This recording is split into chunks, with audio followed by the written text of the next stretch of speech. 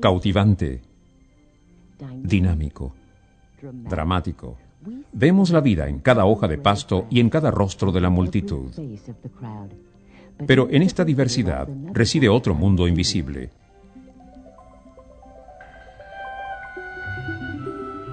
El mundo escondido de las células.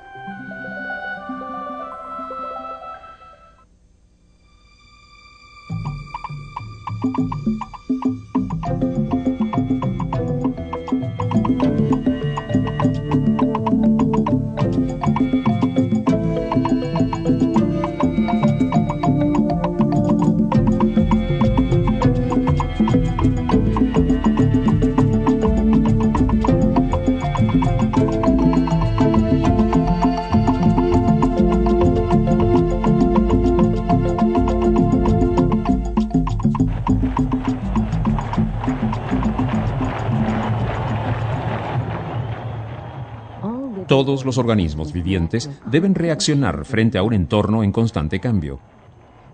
Este mundo existe, ya se trate de nuestra supervivencia o de un partido de un campeonato.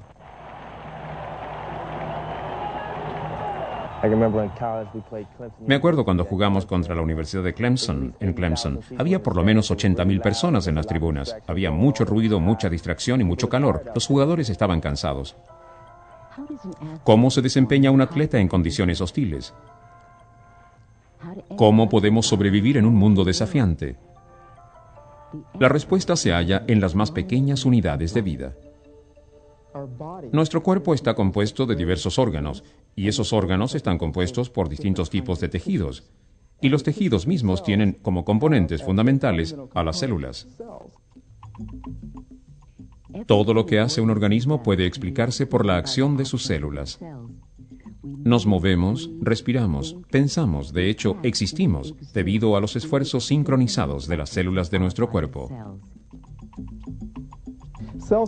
Las células vienen en una variedad de distintas funciones, distintos tipos, y si realmente queremos entender la función del cuerpo humano, qué está haciendo y cómo lo está haciendo, entonces tenemos que tener una muy buena comprensión de los diferentes tipos y variedades de células que existen.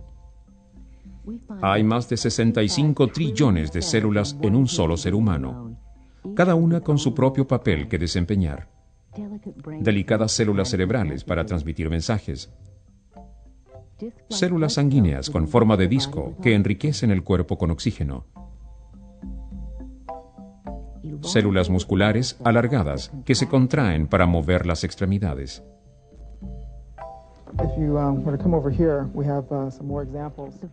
En general, la forma de estas células revela sus funciones, como vemos en estos especializados componentes que nos permiten oír. En lo que se refiere a las células del oído, es realmente una máquina increíble.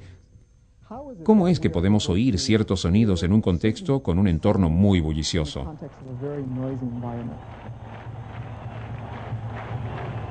Había ruido y en esa ocasión yo estaba bien alineado, pero no había previsto esa jugada. Y escucho a mi entrenador gritar, «Fíjate en el número 4». Yo podía escucharlo a él y concentrarme en el juego, pero había separado a la multitud. La multitud está gritando, está rugiendo, porque quieren que el receptor agarre la pelota y vaya a anotar un touchdown. Bueno, uno debe ser capaz de separar a la multitud y, posiblemente, de escuchar a sus compañeros de equipo. Y uno debe ser capaz también de escuchar a cualquier otra persona que seguramente no son sus compañeros de equipo, que venga por detrás. ¿Y cómo se hace eso? Para responder una pregunta como esta, los científicos utilizan el microscopio de electrones para analizar la estructura de células especializadas del oído. Lo que sabemos es que existen células sensoriales que son muy distintas a las células de apoyo. Las células sensoriales tienen estos pequeños mechones de cabellos. Otro grupo de células que son muy importantes en el oído interno son las células nerviosas, que de hecho hacen contacto con las células sensoriales. Y las dos forman lo que llamamos audición neurosensorial. En un mundo de complejos organismos, la forma revela la función. En los cabellos microscópicos de estas células sensoriales encontramos los receptores que recogen las ondas de sonido. En el largo y delgado alcance de las células nerviosas encontramos el sistema de circuitos que transmite los impulsos entre el oído y el cerebro.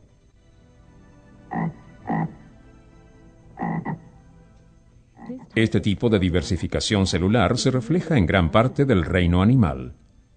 Por ejemplo, las células del oído de una rana revelan una forma bastante similar a la de las células del oído de un ser humano, o incluso con las de un ave. De igual forma, las células de la piel de una rana, un ave y un ser humano se ven todas parecidas, porque desempeñan las mismas funciones básicas. La naturaleza encontró una serie de efectivos diseños celulares y se quedó con ellos. Sin embargo, en esta notable diversidad, la mayoría de las células comparten las mismas características básicas. Imaginemos que podemos entrar a las células de la piel de este deportista.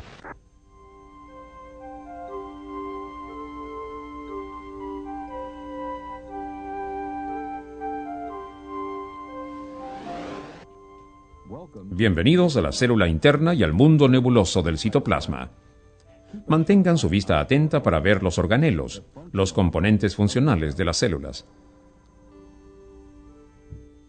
Acá tenemos la fuente de poder de la célula, una mitocondria que transforma los subproductos del azúcar en moléculas ATP, la principal forma de energía que pueden utilizar las células. Los compartimientos membranosos que flotan arriba provienen de este cuerpo Golgi. Dentro de estos sacos, dispuestos en capas, la célula refina y embala proteínas, grasas y otros materiales importantes. En primer lugar, ¿de dónde provienen estos materiales? Les presento a la retícula endoplásmica. Ahora está viendo la principal línea de montaje y centro de distribución de la célula. En sus áreas rugosas, estos pequeños cuerpos oscuros, llamados ribosomas, forjan las proteínas que son tan cruciales para la vida. Las instrucciones para la construcción de estas proteínas vienen del que probablemente sea el principal organelo de todos, el núcleo. Su membrana doble porosa mantiene las células de ADN accesibles, pero separadas del citoplasma. Las moléculas de ADN distribuyen los patrones moleculares únicos que se usan para construir cada proteína diferente. Es el aseguramiento de calidad final en una de las fábricas más eficientes de la Tierra. Aunque encontramos los mismos organelos en cada célula de nuestro cuerpo, su función puede requerir más de algunos y menos de otros. Por ejemplo, la constante actividad de las células musculares requiere más mitocondrias productoras de energía. Las células de nuestros intestinos están llenas de paquetes de secreciones digestivas. El intrincado diseño de cada célula distinta determina qué papel va a desempeñar en el juego de la vida.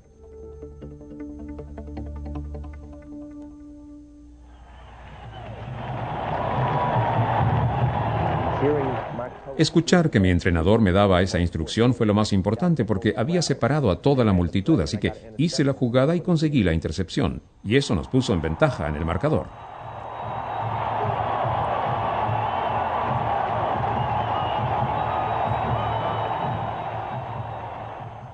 Lo gratificante es que después de apartar a la multitud, si uno hace una buena jugada, uno quiere oír a la multitud gritando por uno.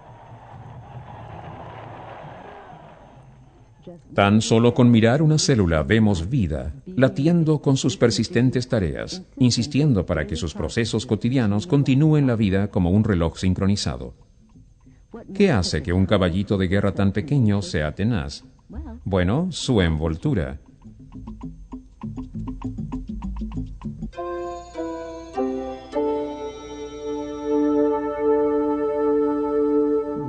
La membrana que rodea a la célula es absolutamente crítica para la vida. Tenemos que conservar dentro lo que está dentro de la célula y mantener fuera de la célula lo que está afuera, y esa membrana se encarga de hacerlo. El doctor Roberto Heath y sus colegas estudian la fisiología de las plantas, incluyendo cómo criar plantas en cultivos celulares sin tierra. Estos experimentos nos permiten observar a las células en un ambiente controlado. La hidroponía es la habilidad de cultivar plantas sin tierra. Como lo indica su nombre, es un cultivo de agua. Las raíces se extienden hacia el agua, donde podemos cambiar el nivel de nutrientes, podemos agregar cualquier cosa, y podemos agregar diversos gases a la solución para cambiar la estructura de la raíz, la velocidad de crecimiento y desarrollo. Con la hidroponía, los científicos pueden producir una planta madura en tan solo 7 días, pero se necesita la esmerada entrega de la combinación adecuada de nutrientes. En un viaje microscópico a cada célula, estos nutrientes deben superar un obstáculo formidable. Entre la maquinaria viviente de la célula interna y las difíciles condiciones del mundo externo, se encuentra la membrana de plasma de la célula. Tan crucial como es, esta barrera es sorprendentemente flexible. Empújenla y observen cómo se mueve. Pínchenla con intensidad suficiente y podría desintegrarse y comenzar a reagruparse. Las moléculas de lípidos de la molécula se juntan en forma natural en una capa doble porque sus colas repelen el agua, en tanto que sus cabezas la atraen. Arrojen colesterol y unos pocos carbohidratos, y tendremos la estructura básica de la membrana de plasma. Dentro de estas moléculas de lípidos también encontramos distintas proteínas que hacen distintas cosas por la célula. Por ejemplo, reciben señales del mundo exterior o transportan nutrientes y desechos. De modo que la naturaleza conforma los nutrientes de una combinación o mosaico de distintos lípidos, carbohidratos y proteínas. Y estas moléculas no están fijas. Constantemente se mueven dentro de la estructura, cambiando libremente de posición. La supervivencia de toda la vida descansa en este velo de material. Una membrana flexible de solo 2 moléculas de espesor. Lo que tenemos que tener en esta membrana es un material selectivo que permita que se produzca el transporte. La membrana celular mantiene casi todo afuera, pero permite que lo que se necesita penetre la membrana para que sea utilizado. Las plantas del Dr. Heath necesitan una mezcla precisa de nutrientes inorgánicos como nitrógeno, potasio y calcio. Disueltos en agua, estos nutrientes se denominan solutos, y la naturaleza ha elaborado ingeniosos métodos para acompañar a estos solutos a través de la membrana celular. La dispersión es un proceso físico fundamental. Me parece que todos sabemos que si alguien abre una botella de perfume en un lado de una habitación, después de un rato se puede sentir el olor en el otro extremo de la misma. Las moléculas pasan de altas concentraciones a concentraciones menores en forma natural, mediante el movimiento molecular que se produce al margen de la vida, al margen de nosotros. La dispersión se produce por la colusión aleatoria de moléculas. En una búsqueda natural por más espacio, saltan y se juntan desde áreas de alta concentración hacia áreas de menor concentración. Al igual que cuando éstas hacen que un perfume o el humo se propaguen por una habitación, también pueden impulsar nutrientes a través de cualquier membrana celular.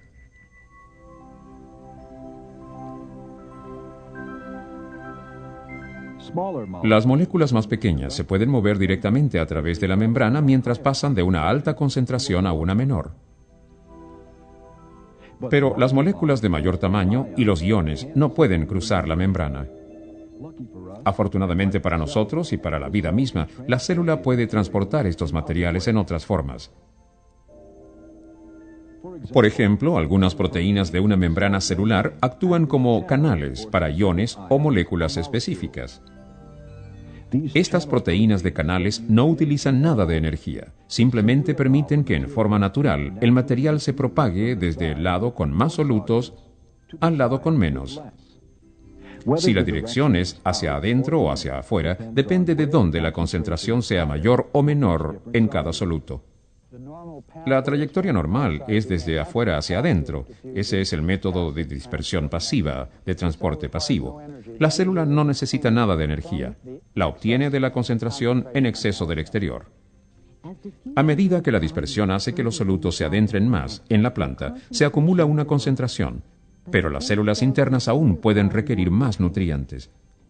Sin embargo, teniendo la propagación en su contra, las células deben luchar para obtener lo que necesitan, transportando sustancias desde una concentración menor a una más alta.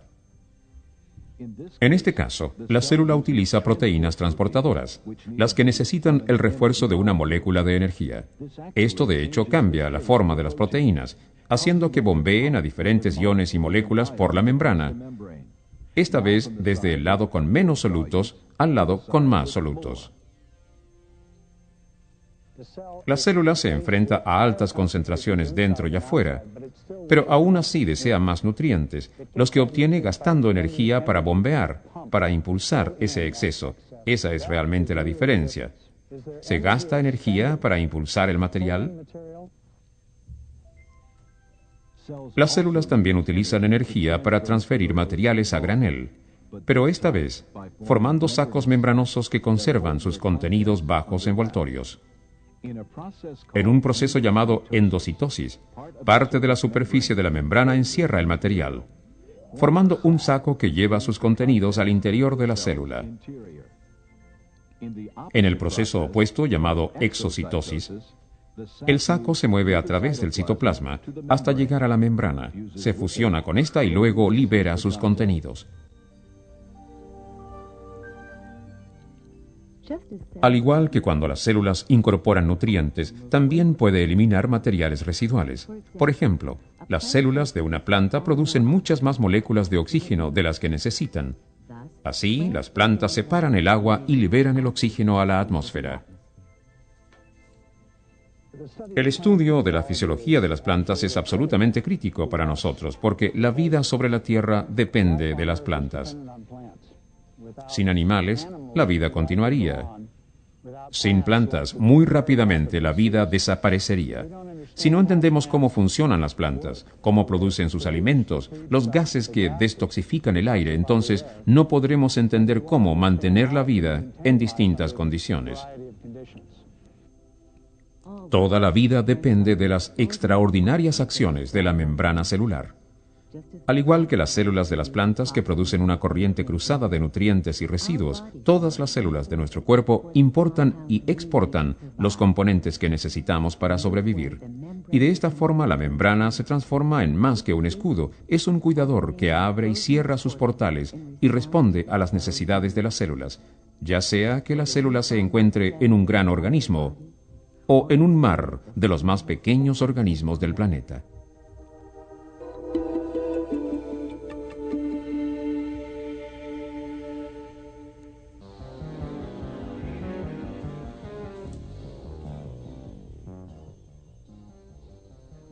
Hace más de 3.500 millones de años, los océanos primordiales de la Tierra dieron origen a la vida primitiva, las bacterias.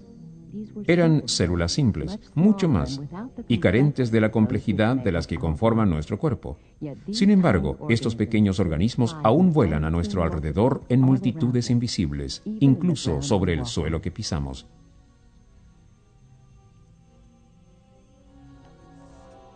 Bueno, en el área del tamaño de una cancha de fútbol, digamos, de hasta alrededor de las 4 primeras pulgadas, se esperaría encontrar 1 billón de bacterias. Me interesé en los microorganismos debido a su inmensa diversidad. El microbiólogo Dennis Vogt estudia la vida que encontramos debajo de nuestros pies, incluyendo las bacterias. Estas células, que los científicos denominan procariotes, han coexistido con el hombre desde que por primera vez se posó sobre la Tierra. Hay muchas historias interesantes acerca de la forma en que las procariotes han afectado a la gente. Probablemente podríamos analizar hechos históricos, como la derrota de Napoleón en Waterloo. Supuestamente se debió a alguna infección de salmonela que hizo que sus tropas no estuviesen en su mejor nivel de lucha.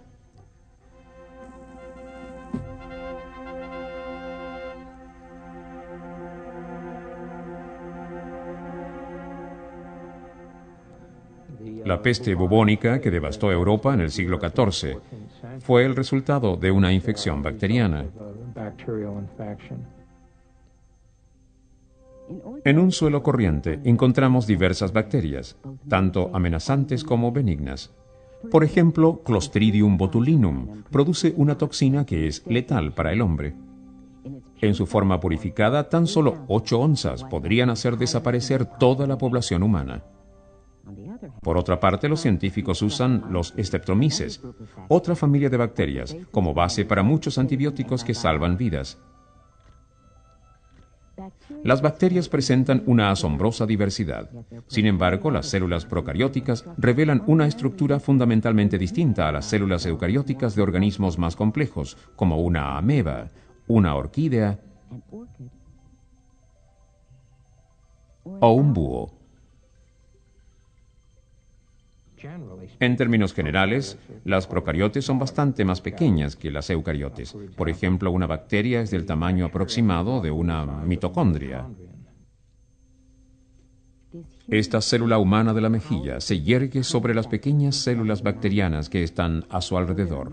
Aunque existen muchas variaciones, alrededor de 1000 células de tamaño medio cabrían en una célula eucariote típica.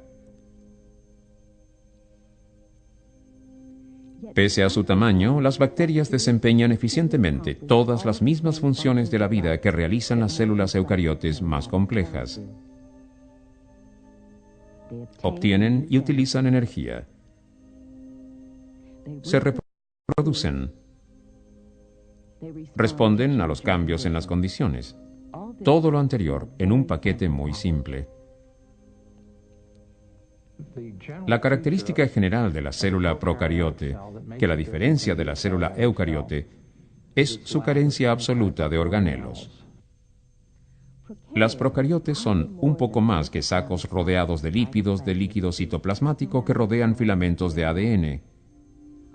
Por otra parte, las eucariotes requieren discretas partes membranosas y no membranosas, llamadas organelos, para organizar y separar los procesos químicos. De hecho, las eucariotes son las únicas células con organelos envueltos en membrana, por ejemplo, mitocondrias para captar energía, lisosomas para la digestión y un núcleo para el aislamiento y protección del ADN. Sin organelos, las bacterias se pueden reproducir con mayor rapidez, lo cual les brinda mayores oportunidades de adaptarse y sobrevivir en condiciones difíciles. Se sabe que sobreviven en algunos de los ambientes más extremos. Por ejemplo, muchos de los profundos pasadizos termales son excelentes hábitats para las bacterias oxidantes de azufre y bacterias productoras de metano. Muchas de ellas, en efecto, crecen a temperaturas de ebullición. Se han encontrado bacterias en lagunas de sal, donde en general no se hallan eucariotes debido a la extrema salinidad, y se han encontrado en ambientes extremadamente ácidos. En la lucha por la supervivencia, las procariotes están favorecidas por sobre las eucariotes debido a su estructura mucho más simple. Las procariotes carecen de otra marca registrada de las eucariotes, el citoesqueleto. El citoesqueleto le da a estas complejas células eucariotes su forma y estructura interna, en la misma forma en que el esqueleto humano sostiene nuestros cuerpos.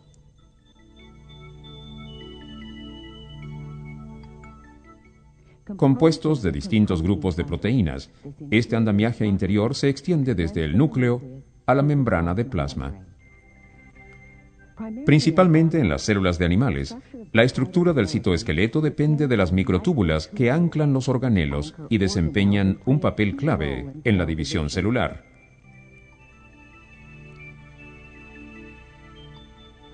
Estas microtúbulas también dan origen a la flagela y la cilia que los organismos utilizan para desplazarse y rodear la comida cercana.